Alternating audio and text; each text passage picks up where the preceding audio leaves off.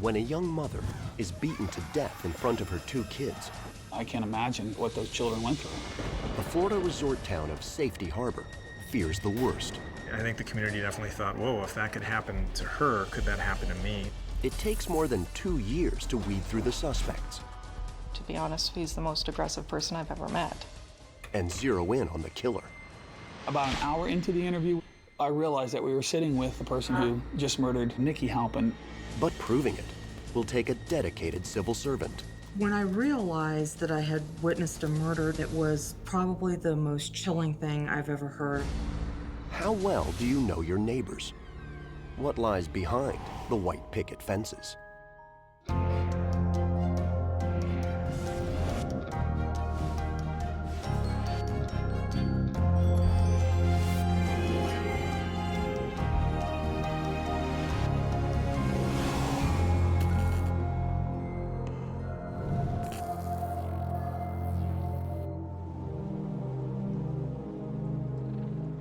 Along the shores of Tampa Bay sits the town of Safety Harbor.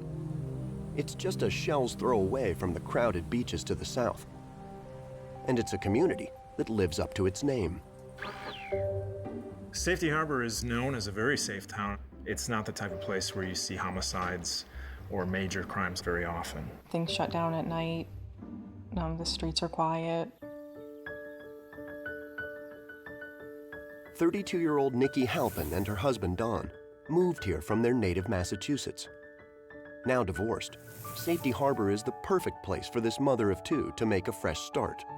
The house that she settled on in Safety Harbor, she picked because it reminded her of New England, where you have the big old maples and the oak trees growing in everyone's backyard.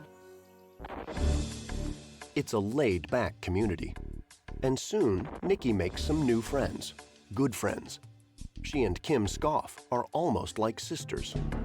Nikki and I met through our youngest children's elementary school, and we just hit it off right away. Decided to go have coffee one morning, and it ended up turning into coffee every single day.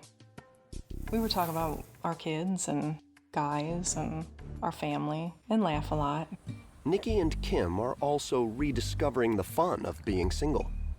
Every now and then, they hire a sitter, let loose, and paint the town red. On Friday nights, we would go out dancing, and it wasn't to meet men or anything, it was just to dance and have a good time. Nikki is bubbly, outgoing, and attractive. And while she may not have been looking for a man, it wasn't long before a man found her. Computer technician Chris Perconti. They start dating, but Nikki's cautious. She takes things slowly. She, I don't think, was looking to settle down at this point now. I think she just wanted to go out on dates and enjoy herself, just as any single woman who just got out of a divorce would probably feel. Like Nikki, Chris is from up north, and he misses northern winters.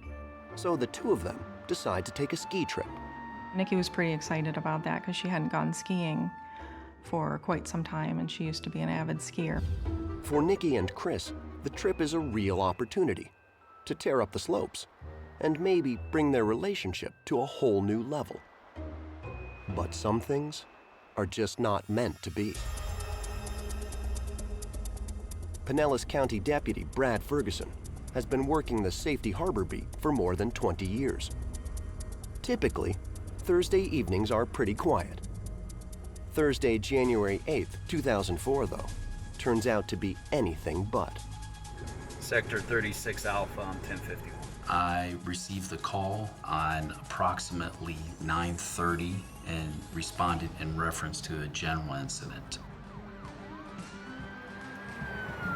The general incident is a crime in progress in the Baywood neighborhood. Sheriff's office, can I help you? I need somebody to immediately to go to Fairview in Safety Harbor. Okay. The 911 caller is on the line with Nikki Halpin, and what he hears is terrifying. I was on the phone with her. She's my girlfriend there. I heard a ton of screaming. I hear a ton of noise. I don't know what's going on. Deputy Ferguson heads for Clearview Drive, to the address given by dispatch. But something isn't right. I went to the house that was the dispatched address and made contact with a male at the residence. As I spoke to the male, it became apparent that it was not occurring at this residence. Yeah, I'm wondering if we're at the wrong address. In Clearview. Yeah, okay, all right. I'm sorry. With precious minutes ticking by, officers are 2 houses away from where they need to be. Finally, the confusion is cleared up. When we approach the correct address, the house is secure. The neighbor from the original address came up to the house with us. He began yelling in for Nicole. Within several minutes, children appeared inside the house, and the neighbor told the children to come to the front door and unlock the door. They do, and the door opens to a heartbreaking scene. One of the children was asked, "Where's your mom?" And the child replied, "My mom's in the back bedroom, but she's hurt." When I got closer to her, I saw that there was blood coming from the left side of her head. And that's when I walked further into the room and discovered she had been hit in the head. Detective Ferguson checks her vital signs. She's alive, barely. I called for fire rescue to come to the scene because Nicole was still breathing. As the ambulance pulls away, 18-year veteran Detective Ed Judy pulls up. Nikki Halpin, his key witness, is clinging to life. And the only people he can turn to for information are 2 folks who saw the crime up close, her 2 sons, 6-year-old Drew and 8-year-old Max. Max was in the bedroom. He shared a bedroom with his mother, and the television was found on. The video game was actually playing at the time, and the cord for the controller is actually underneath Nikki's body, with the controller being up by the pillow or the head of the bed where Max would have been sitting. Detective Ed Judy comes to a disturbing conclusion.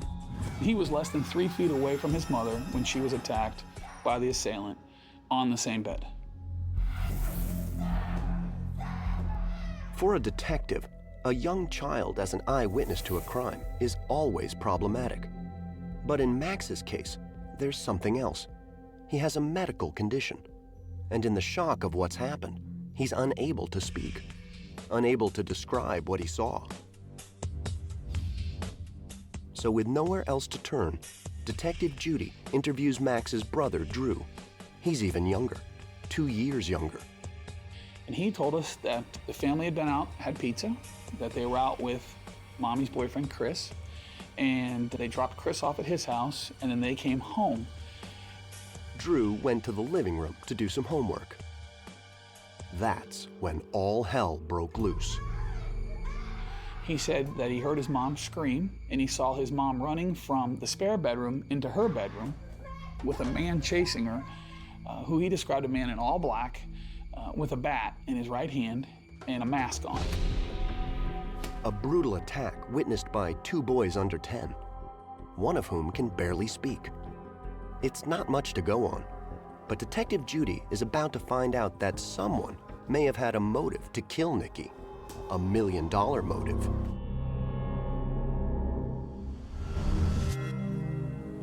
The American dream, a house in the suburbs, on a quiet cul-de-sac, a place where kids play out in the street. Definitely not where you'd expect 32-year-old Nikki Halpin, mother of 2, to be attacked in her own home, left clinging to life. There was a lot of shock in the community. There was definitely a feeling that there was a killer on the loose. Chris Tisch has worked the crime beat for the St. Petersburg Times for more than a decade. Most of the action is in the nearby cities of Clearwater or Tampa. Not here in Safety Harbor. I think the community definitely thought, whoa, if that could happen to her, could that happen to me? I'm sure there was a lot more locking of doors, making sure the security system worked.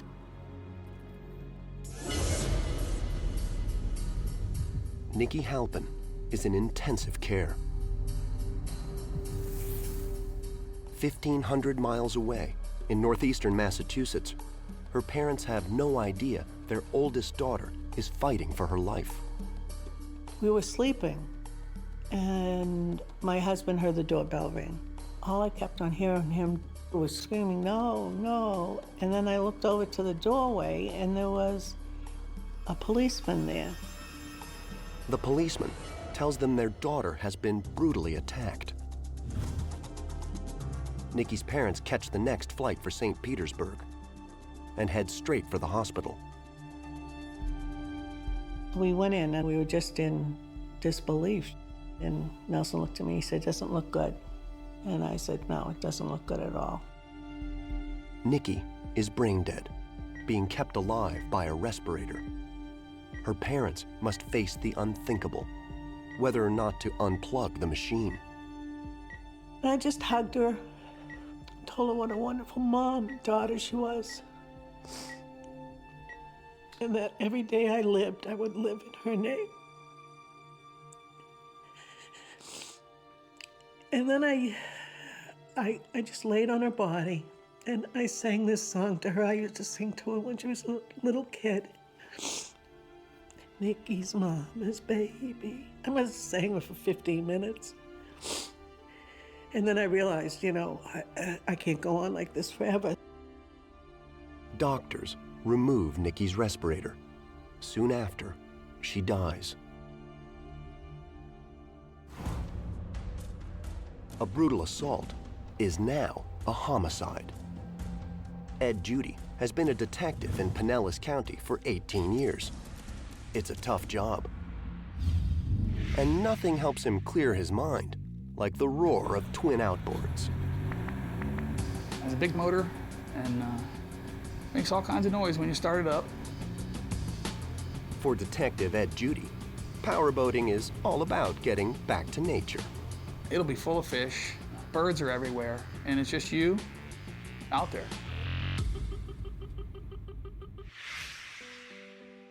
Back on land, Ed Judy is about to lead his first ever homicide investigation.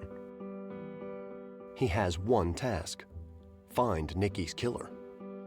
I believe that this was a 3-day crime scene processing. We're obviously looking for fingerprints, we're looking for DNA, we're looking for any type of evidence that we may have inside the scene. It's a long and tedious process.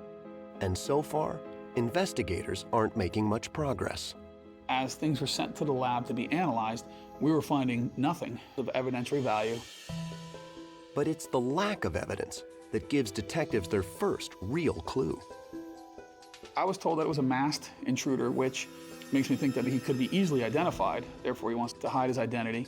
And then I was told that the kids were not injured, which also led me to think that the children would know who the masked person was. Job one is interviewing those closest to Nikki, starting with her boyfriend, Chris Perconti. He was the last person seen with Nikki prior to this attack. And statistically, if somebody's murdered, especially a female, it's going to be someone that they know, and that's our starting point, is with him. Detectives need to know more about this relationship. Luckily, there's one person who knows just about everything Nikki: her best friend, Kim. I did not think the relationship was going anywhere. But I believe he really liked Nikki and wanted it to be exclusive. But this romance wasn't all smooth sailing. He and Nikki had quite a few arguments, whether it was on the phone or in person. They had a lot of good times also. A few arguments doesn't seem like much of a motive for murder. But what about jealousy? Through our investigation, we learned that Nikki had possibly seen other men and that she was on a website conversing with other people other than Christopher at the time that this occurred. I don't believe Chris knew that Nikki was seeing other people as well. Or investigators wonder, what if Chris did know? What if he wasn't all too happy to be sharing his new girl? He provided us with the wrong address for the location. Giving the wrong address is suspicious. But for detectives, it simply doesn't add up to murder. Christopher was fully cooperative with our investigation. He allowed us full access to his residence. He provided us with laptop information, computer information, cell phone records, and home phone records. Chris seemed very believable to me, meaning he did not speak in vague terms. He was specific, other than being confused about the address. For Chris, honesty turns out to be the best policy. Based upon cell phone records, UMS search of his hardline phone, as well as computer records at his residence, he could not have been at the location at the time that Nikki was murdered. Chris Perconti is not the killer. But investigators aren't done with him yet. He's a wealth of information about the night Nikki was attacked. Christopher had provided us with a timeline for what Nikki and the two boys had done that evening. Nikki and the boys grabbed some dinner. They met Chris, did a little shopping, then headed home. Nikki dropped Christopher off back at his home before returning to her residence. So far, nothing out of the ordinary. Then, once Chris gets inside, things get a little strange. Christopher has a laptop computer, which he opens to turn on, and it begins to log itself onto the internet automatically. And then he hears the alarm that tells him he has an instant message from Nikki. The message simply says HB. For Chris, it doesn't make sense. He writes back. So he types, "Hey, what did you do? Run every red light? How'd you get home so fast?" A few minutes later, he receives a second instant message from Nikki stating, "I didn't write this." Christopher responds, "If you didn't write it, who wrote it?" She says, "I'm calling you." Nikki wants to know, has someone else been on her computer? More importantly, are they still in the house? Nikki tells Chris to stay on the line while she searches the premises. Then Chris said to me that all hell broke loose. Nikki, can you hear me? When the attack occurs, Chris picks up his cellular phone and dials 911 on his other ear. So he has two phones going. I need somebody immediately to go to Fairview in Safety Harbor. Okay. He says, "Get the police there, get an ambulance there. Something's going on. I hear a ton of noise. I think she's being attacked." Unwittingly, Chris becomes an ear witness. He hears the crime in progress. It's a terrifying ordeal, but one that just might hold the answer to who committed this brutal attack.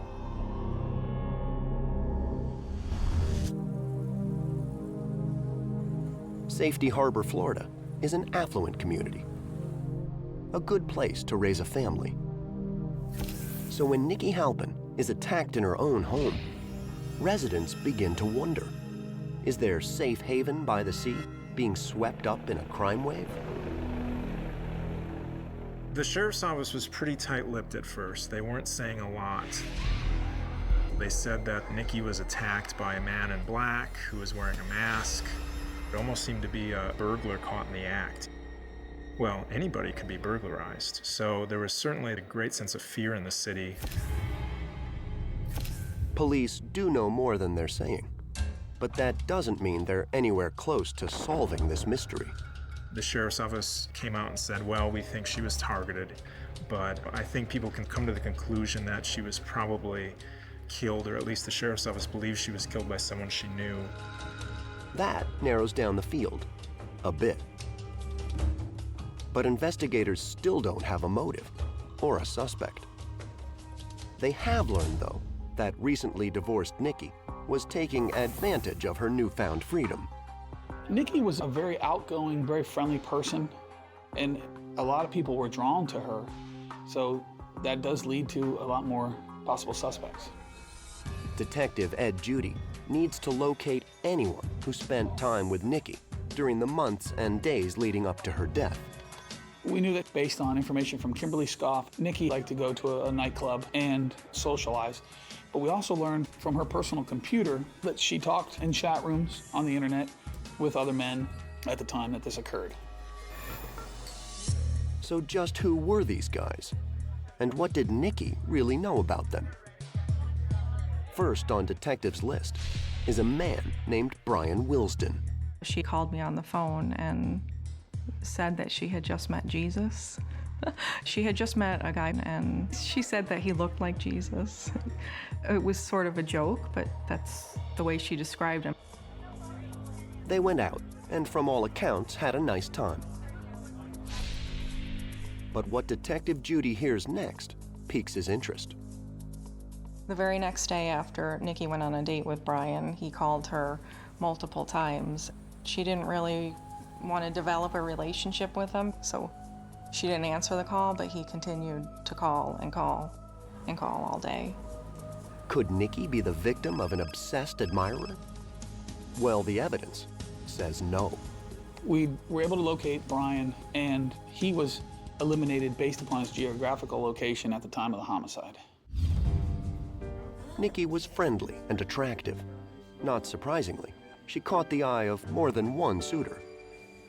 We learned of another individual, Troy, who was a frequent person at her gym. He seemed to be overly friendly. He would walk her out to the car without being asked to do so. But the night Nikki was attacked, Troy was out of town. Troy was also eliminated as being the perpetrator of this homicide. For investigators, it's another dead end. Everyone they've contacted so far has been on the up and up. I did not feel her dating was dangerous. She wasn't, just picking up random guys. She was just meeting people and dating. Police feel the same way. In fact, while investigators have been digging into Nikki's recent dating history, they've also been looking at her past, specifically at her ex-husband, Don. Experience tells them that a murder committed in such a brutal, physical, and personal way points to a killer the victim knew well. When this happened to Nikki, I think I, more than anyone else, thought it was Don. Nikki and Don had an estranged relationship. He didn't have a lot of involvement in the children's lives, and they didn't get along very well. An ex-boxer, Nikki's former husband, once went toe-to-toe with Iron Mike Tyson. And there's never been any love lost between Don and Nikki's family. I thought he was probably too old for her, almost 20 years older than her. He had been married several times before. Nikki had just turned 20 when she and Don got married. Before long, she gave birth to a baby boy. A happy occasion, but a stressful one as well. Max was in and out of the hospital since he was an infant, and they didn't expect him to live very long.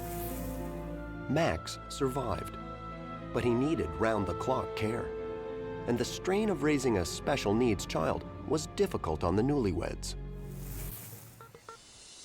So the family, which now included second son Drew, decides to escape the New England winters. They head south. Don had family down in Florida. His dad and his stepmom and his brother lived down here. And she moved to Florida for Maxie. They all did. For Max, it was a change for the better. But the change of climate couldn't save Don and Nikki's crumbling marriage. They had a lot of arguments, mostly about the kids, sometimes about the money. She was always complaining that she never had enough money and he wasn't helping her enough. The stress was finally too much to bear. Nikki files for divorce. I just know in the end they were both very unhappy, and she couldn't wait to get divorced. We were actually going to have a divorce party. She was pretty excited about it. Like so many splits, their divorce wasn't pretty. But there's another fact that shines the spotlight on Nikki's ex. Turns out, he might have had something more to gain by Nikki's death than just his freedom. There was a trust fund in excess of $1 million for Max, and that Nikki was the guardian for the trust fund. If Nikki were to die, Don, as the biological father, would become most likely the guardian of that trust fund. The trust fund was a settlement, a payout related to Max's medical condition. With Nikki gone, Don is put in charge of the fund. Investigators decide to pay him a visit. Don was gruff, not uncooperative, but gruff. And Don was not going to be intimidated. Don was just going to tell you what he wanted to tell you. And there's a large age difference between Don and Nikki. And through what we know through studies, that a large difference in age is a factor in domestic homicides. An older ex-husband, a former boxer, $1 million motive. Detective Judy is pretty suspicious. He asks Don to take a polygraph test. And what the test reveals shakes this case to its very core.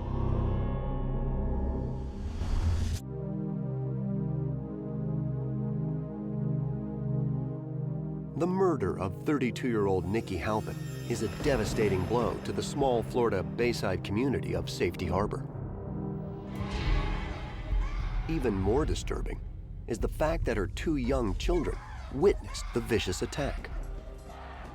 When I observed the children, they seemed to be really shell-shocked. You could just tell that sort of everything had been kind of drained from them.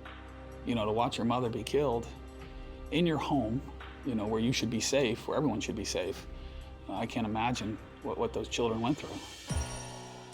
Even if Detective Ed Judy can't bring back the boy's mother, he can try to bring her killer to justice. But what if the killer was their very own father? At first, I suspected Don because, to be honest, he's the most aggressive person I've ever met.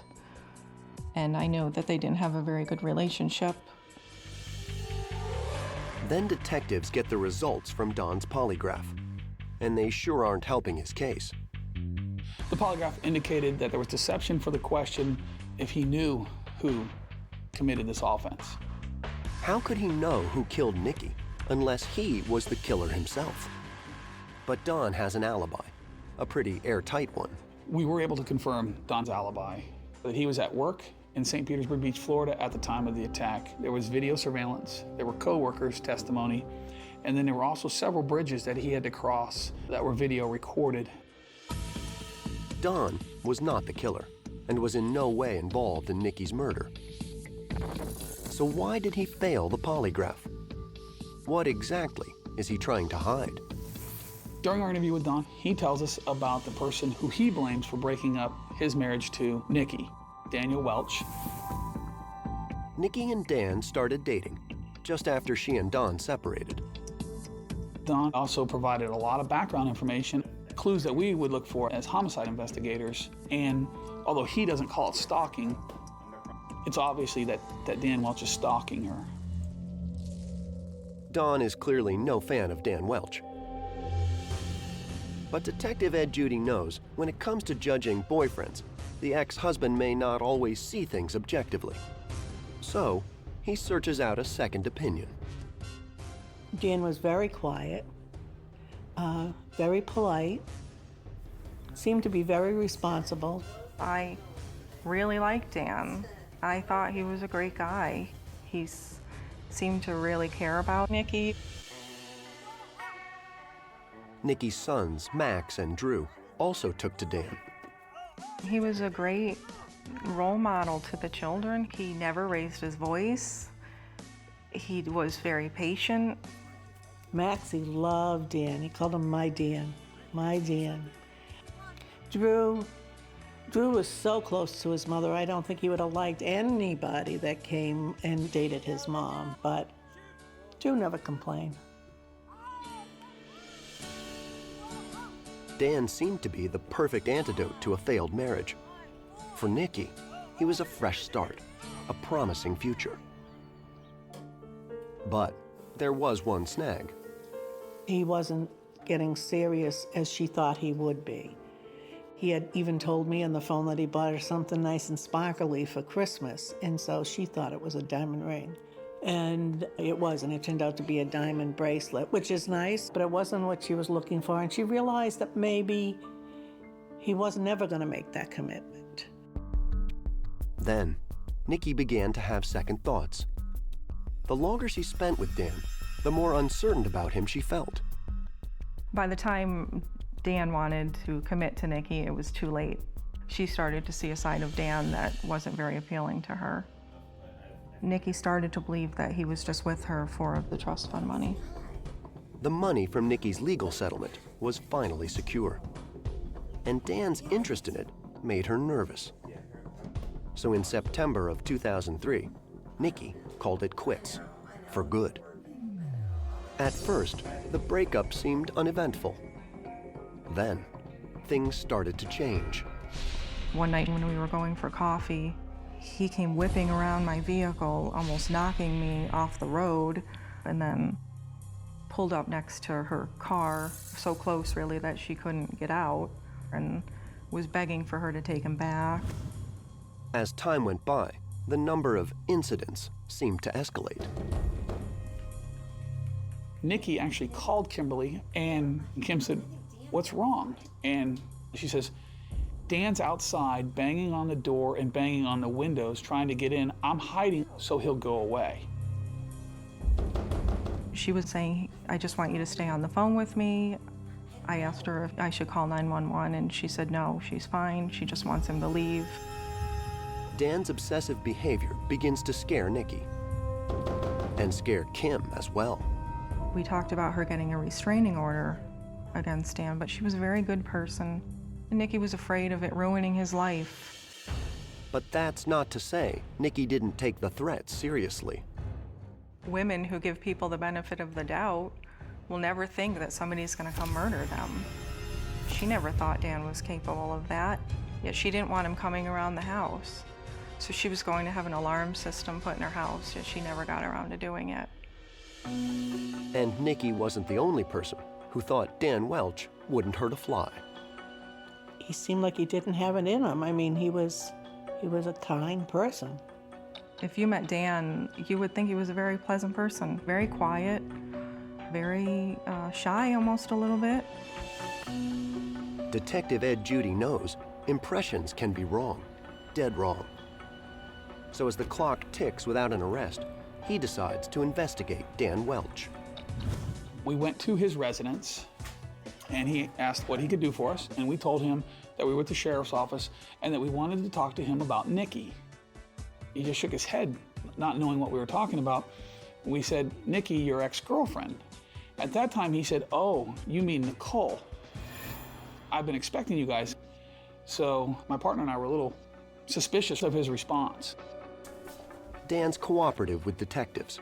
He invites them into his home and lets them have a good look around.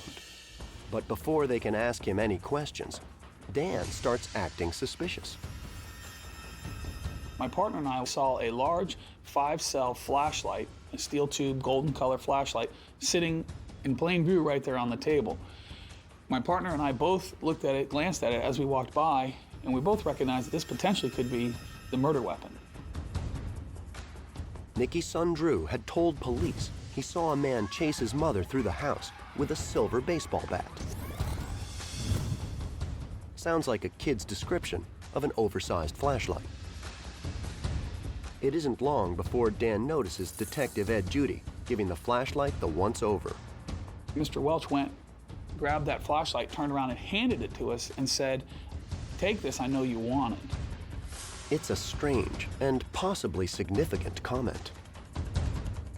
We had made no mention during the interview of how Nikki had been attacked, what she'd been attacked with. This was information he's giving us, unsolicited. All that's been publicly released is that Nikki Halpin had been attacked in her home. No mention of how or with what weapon. So how does Dan know that she was beaten with a silver bat? An object that looks a lot like the flashlight he offers to investigators.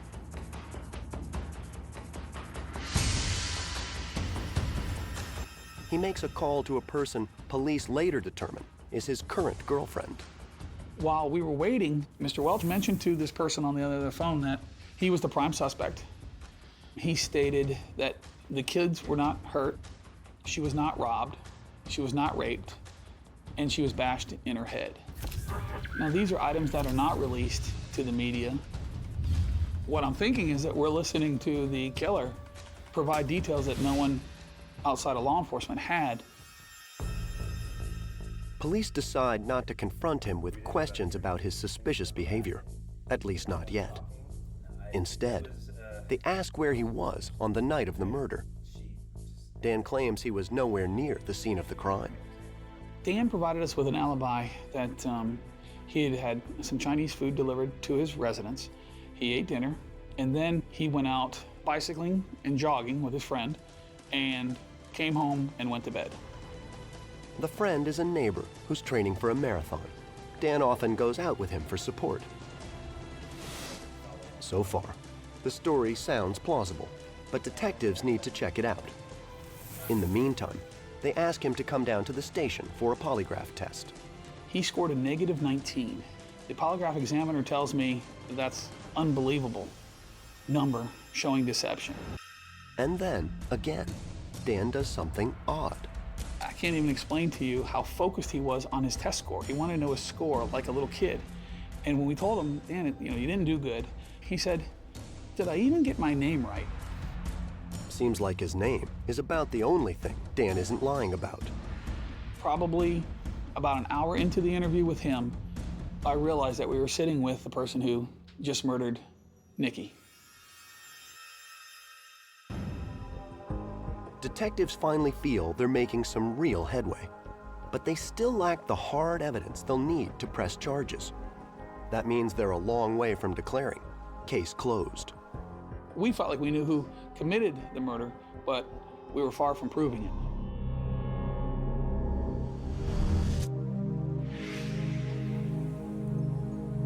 Safety Harbor, Florida. Months have passed since the ruthless murder of Nikki Halpin. The crime scene tape is gone. The dust has settled. And neighbors have found new topics to gossip about over the garden fence. This was a case that we did not want to let be forgotten. We wanted to keep it in the public eye as much as we could, remind people that the case was unsolved. There's one person, though, who certainly hasn't forgotten the case, Detective Ed Judy. He's narrowed the list of suspects down to a single name, Daniel Welch. But those closest to Nikki are having trouble seeing her quiet, shy ex-boyfriend as the killer. I did not suspect Dan at all. He seemed like he didn't have it in him. I mean, he was a kind person. Kind or not, Dan Welch's polygraph score was a -19. That's pretty damning. So what about Dan's rap sheet? That's just it. He doesn't have one. Daniel Welch had absolutely no criminal history at the time that this homicide occurred. He had 2 or 3 traffic citations in his entire life. Detective Ed Judy knows that nailing a man with no previous record for murder won't be easy. I didn't know Ed Judy very well when this case occurred, but you could just sort of tell that this was a case that he was not going to let go easy. He said on the year anniversary, "This case is not cold." And I think that speaks volumes to the fact that this investigator was going to follow it till the end. Worse for his case, there's nothing to tie Dan Welch directly to the murder of Nikki Halpin. Nothing, that is, until a civil servant with an eagle ear steps in. Genevieve Myers is at her desk every morning by 7:30 a.m. She's a transcriber for the Pinellas County Sheriff's Office. She types out police interviews, dispatches, wiretaps, and 911 calls, including the call from Nikki's boyfriend, Chris, recorded the night of the murder. It was very quiet that day. I went to check out a tape and it happened to be the 911 call. I sat down at my desk, put my headphones on and started transcribing. Sheriff's Office, can I help you? Yes, I need somebody to immediately to go to Clearview in Safety Harbor. Genevieve has been a transcriber for almost 10 years. She thought she'd heard it all. I have heard the story where People say that the hair stands up on the back of their neck, and the hair did stand up on the back of my neck. The 911 recording she's transcribing actually picked up the audio of the crime in progress from the phone in Chris's other hand. On tape is the voice of the killer. Genevieve is literally hearing a murder as it happens. It was probably the most chilling thing I've ever heard. I will never forget that moment. She plays the tape for us, and my partner and I listened to it numerous times, maybe 10 times, before we were able to hear what she's referring to. But like a diamond in the rough waiting to be discovered, it's there.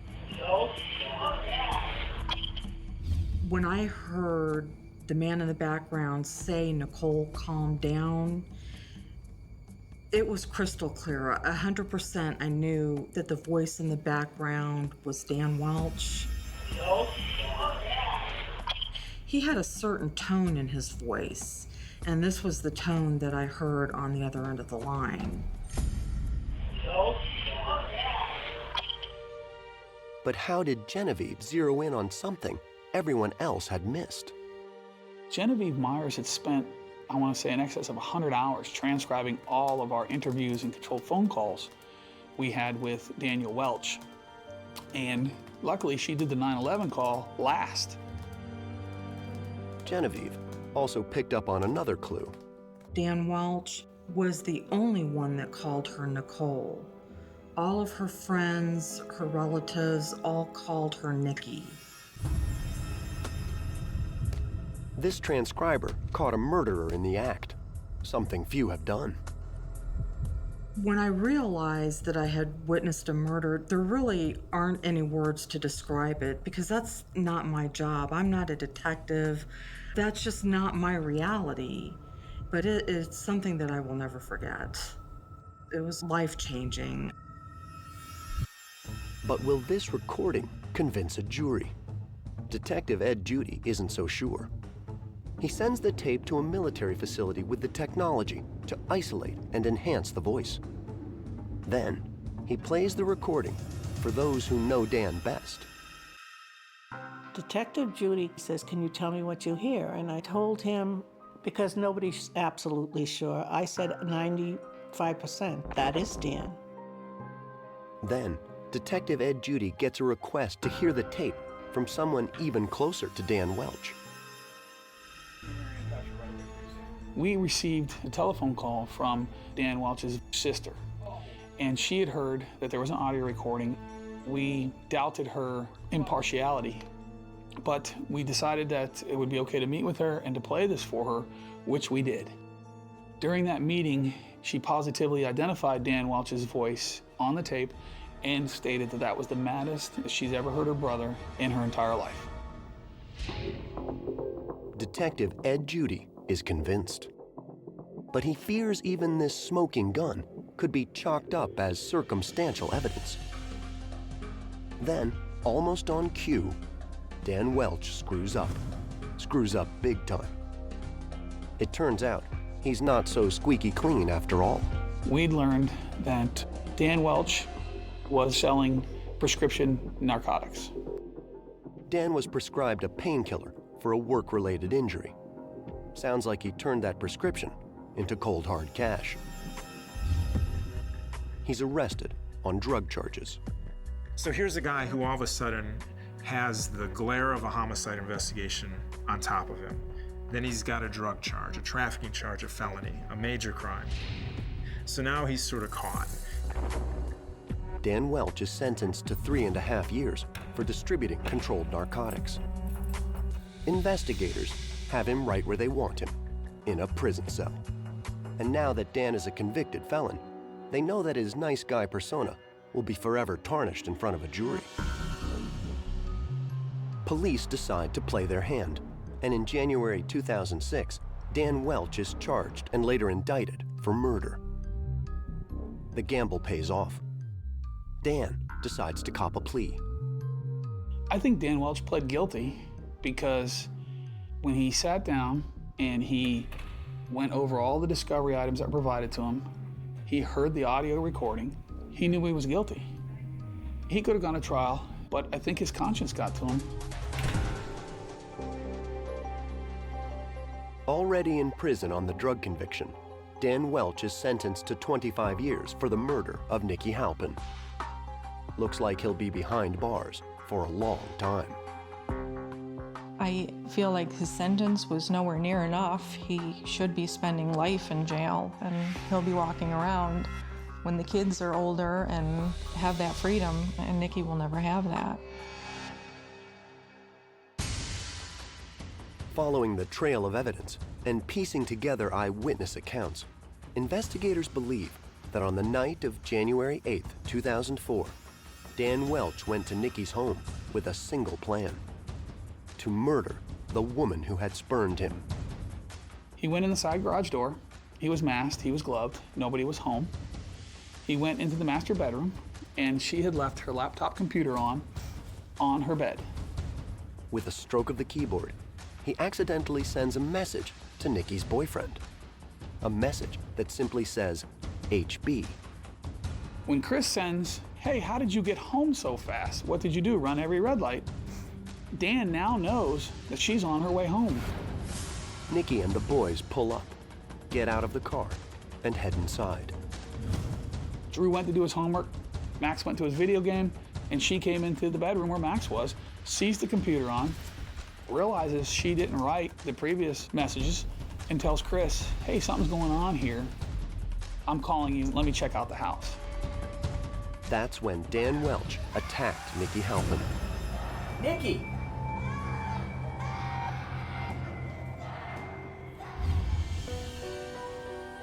Her murder shocked this small community. And solving this homicide took the unwavering determination of investigators and one sharp-eared civil servant. I'm very proud of what I've done. I do feel like I helped put a killer behind bars, and it was a great feeling. I've covered hundreds of homicide cases in my career. I don't know that I've ever seen one that came together quite like this one. Sadly, for those closest to Nikki, the wound of losing her will never heal. I just miss her friendship. We were closer than sisters. I just miss her companionship, and I'll never get over it. For the residents of Safety Harbor, life goes on. They still drink coffee on Main Street and sail the calm waters of the Tampa Bay. But the murder of one of their own reminds them, sometimes there is no safe harbor from the storm.